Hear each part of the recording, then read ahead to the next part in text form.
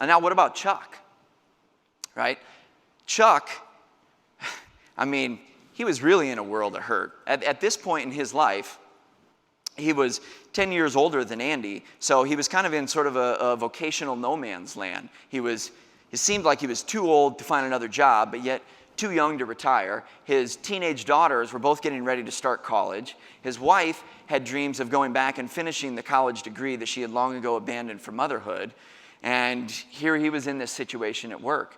And on top of that, at work, although he was an engineer by training, he had been slid over into customer relations years before. So unlike most of his coworkers, he couldn't hide behind the Byzantine bureaucracy of the phone company. Every day he had to walk into the office and clock in right on the front lines of this very challenging battle.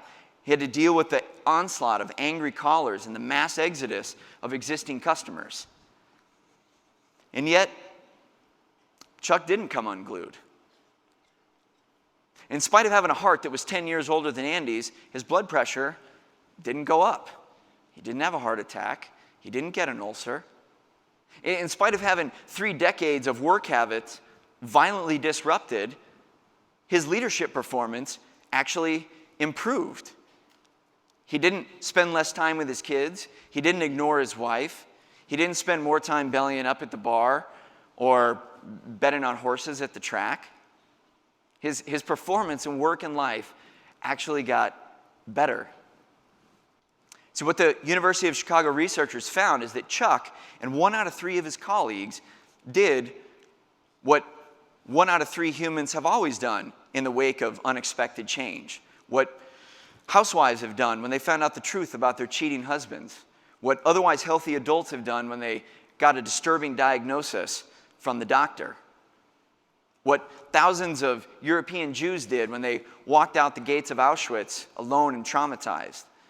What thousands of Americans did after the stock market crashed in 1929 and the housing bubble burst in 2008.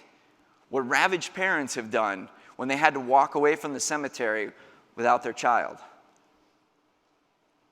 Chuck did what 1 out of 3 human beings have always done in the wake of every kind of inexplicable twist of fate known to our species.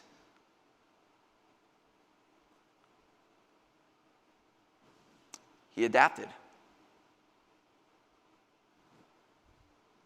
Plain and simple. He adapted. Right? Instead of dissecting the cause of his present pain, Chuck got busy trying to decide the course of his future potential.